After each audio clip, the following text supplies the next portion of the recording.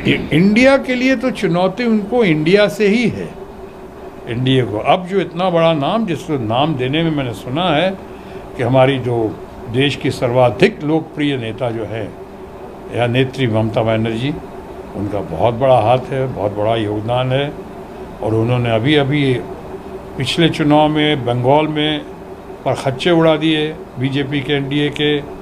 उसके बाद हर चुनाव में, उपचुनाव, आसनसोल से अगर मैं ही चुनाव जीता, बाद में पूरे देश में एक ही चुनाव हो रहा था अपना उपचुनाव, और उसमें रिकॉर्ड मार्जिन से, आपकी वजह से, आप लोगों की दुआ से और ममता के नेतृत्व में, आसनसोल और बंगाल की जनता जनार्दन के आशीर्वाद से, तृणमूल कांग्रेस की सपोर्ट से एक रिकॉर्ड मार्जिन से हमने जीत हासिल की।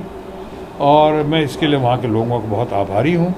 उसी तरह से आपने देखा होगा कि अभी ग्राम पंचायत के चुनाव में मैं शुरू में कह रहा था, और आपके ANI को मैंने कहा था कि स्वीप करेंगी ममता।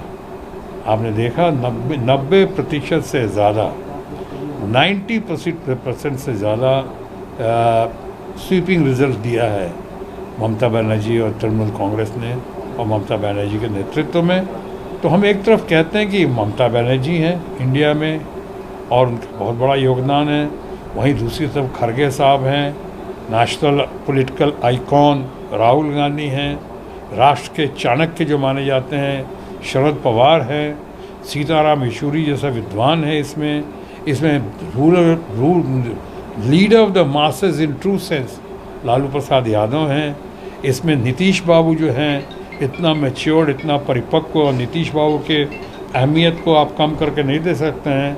नीतीश बाबू ने इतना बड़ा इन्होंने जो लीड लिया है और इतना बड़ा जमावड़ा, इतना बड़ा, आज तक शायद इतने लोगों का, इतने दलों का कभी आपने नहीं देखा होगा कि इतने दल एक साथ आए और इतने बड़े बड़े लीडर एक अम्ब्रेला, एक छतरी के नीचे आए हैं। सो नीतीश बाबू का भी ये काम बहुत ही सराहनीय है, बहुत ही प्रशंसनीय है।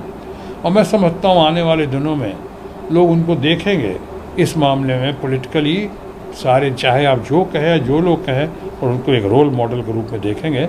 मुझे लगता है कि ये तमाम लोग इकट्ठा हुए हैं, और ये तमाम लोग जब आए हैं, और ऊपर से आपने रिजल्ट देखा है, सिर्फ मैं हिमाचल और कर्नाटका का ही जिक्र नहीं कर रहा हूँ। मैं, आपने देखा होगा आम आदमी पार्टी जिस तरह से तमाम कोशिशों के बावजूद नेशनल इलेक्शन का आपने नेशनल इलेक्शन का स्टेटस दिया दिल्ली के म्यूनसिपल इलेक्शन को, लेकिन वहाँ भी चारों खाने चित हो गए।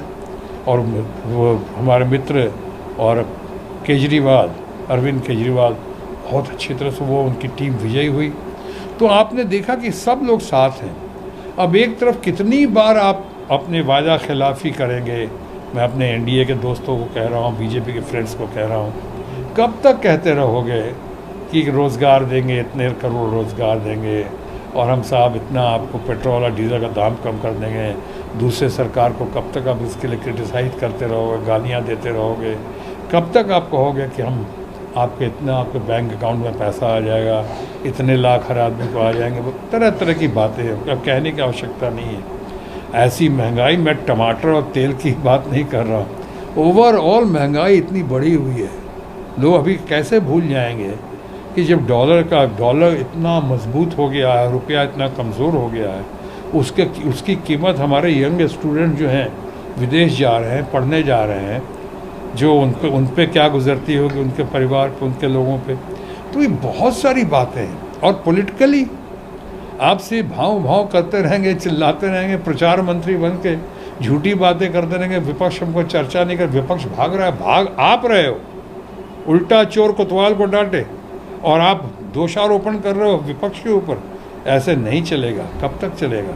अब घड़ी आ गई है, अब देखिए आगे आगे होता है क्या। और ये विपक्ष जो है, इंडिया जो है, ये बहुत पावरफुल है। इंडिया सर्वशक्तिशाली हो गई है आज।